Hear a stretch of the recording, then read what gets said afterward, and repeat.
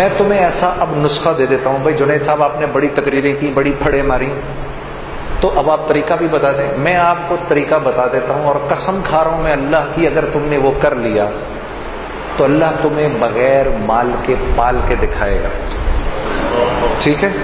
اب غور سے سننا میری بات۔ مولوی صاحب وہ قرآن کی کون سی آیت ہے جس میں اللہ نے مال خرچ کرنے کے 6 طریقے بتائے ہیں کہ اس پہ خرچ کرو، اس پہ خرچ کرو، اس پہ خرچ کرو، مساکین پہ خرچ کرو، رشتہ داروں پہ خرچ کرو؟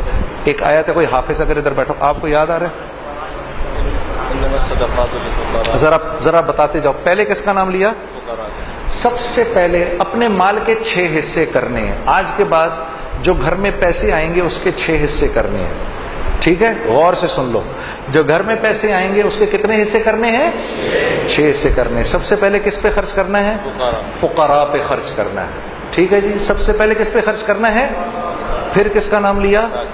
پھر مساکین کا، جو مسکین ہیں بیچارے، ٹھیک ہے؟ پھر اس کا نام لیا، ہاں یہ عاملین کون ہوتے ہیں؟ جو اچھا، یہ وہ والی آیت ہے جس میں گردن چھڑانے والوں کا بھی ذکر ہے، ٹھیک ہے نا؟ پھر جو کسی نیک مقصد میں اپنے مال کو، آپ کے مال کو خرچ کر رہے ہوتے ہیں نا، ان پر علماء سے پوچھ لینا عاملین کس کو کہتے ہیں۔ یہ تیسرے لوگ ہیں جن پر خرچ کرنا ہے۔ چوتھا کون ہے جی؟ جن کو دین کے قریب کرنے کے لیے، ہاں، جن کو دین کے قریب کرنے کے لیے، یعنی جب اللہ کے راستے میں، یعنی جو قریب آ رہا ہو اس پر خرچ کرنا، جو دین کے قریب آ رہا ہو اس پر خرچ کرنا۔ یہ نہیں کہ دعوت دینے گئے تو اسی کے گھر میں کھانا شروع کر دیا۔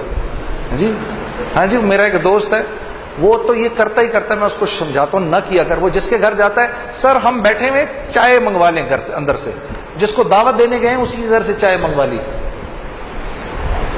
جس بندے نے مجھے وصول کیا تھا، جنید غنی نے، وہ مجھ پر پیسہ خرچ کرتا تھا، اتنا کہ میں شرم کے مارے مجھے سمجھ میں نہیں آتا تھا میں کیا کہوں، میں اس کی ہر بات مان لیتا تھا، وہ مجھ پر خرچ کرتا تھا، ٹھیک ہے؟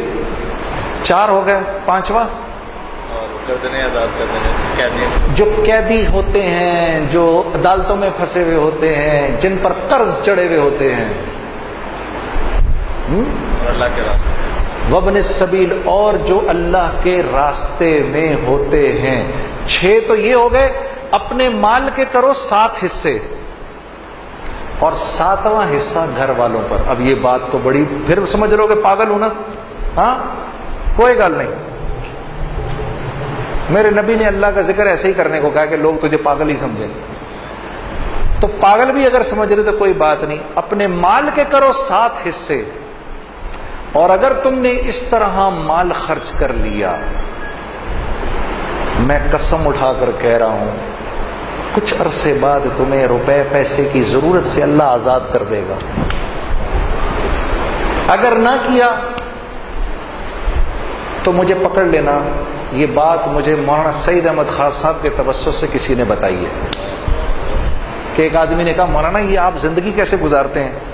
انہوں نے بولا قرآن کی یہ آیت ہے، ان 6 لوگوں پر خرچ کر کے 7واں حصہ گھر والوں کو دے دو، اگر میرے ہی والا حال نہ ہوا تو مجھے پکڑ لینا۔ اپنے آنکھوں سے دیکھا کہ خالی جیب اور پیسے نکل، یہ سن لو جی، مولوی صاحب کہہ رہے ہیں اپنی آنکھوں سے دیکھا، خالی جیب میں سے پیسہ نکال رہے ہیں۔ پھر کچھ بات بنے گی نا، پھر مزہ بھی آئے گا زندگی گزارنے کا۔ ابھی تو اللہ سے لینا سیکھا ہی نہیں، کچھ دیکھا ہی نہیں کہ اللہ کرتا کیا ہے۔ ہاں، لوگوں کی غیبت کرنا بند کر دو، اللہ کی قسم تمہاری ایک بات کسی اور تک نہیں پہنچے گی۔ کر کے تو دیکھو، پیٹھ پیچھے لوگوں کی بات کرنی بند کر دو، ہاں تم قتل بھی کر دو کہ کسی کو پتہ نہیں چلے گا، کرنا نہیں خدا کے واسطے۔ ہاں سیال کوٹیوں کہ پتہ چلے کل کو یہ بات بھی فیس بک پہ چڑھی ہوئی ہو کہ جنید جمشید کہہ رہا ہے قتل کر دو۔ آج کل تو تمہارے بھائی کے پیچھے سب پڑے ہوئے ہیں نا، میرے لیے دعا کون کون کر رہا ہے؟ یا چلو میرے لیے دعا کون کون کرے گا؟ کرو گے نا؟ ہاں ٹھیک ہے۔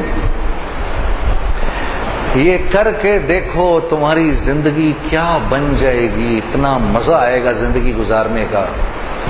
تم اپنے اوپر پیسہ خرچ کرنا چاہو گے بھی تب بھی نہیں خرچ ہوگا.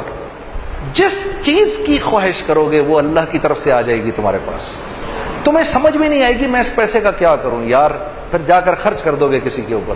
یہ لے لے یا اللہ، ادھر تم نے خرچ کیا ادھر اور آ گیا، ادھر تم نے خرچ کیا ادھر اور آ گیا. یہ ہے جینے کا مزہ. اب مزہ آئے گا جینے کا.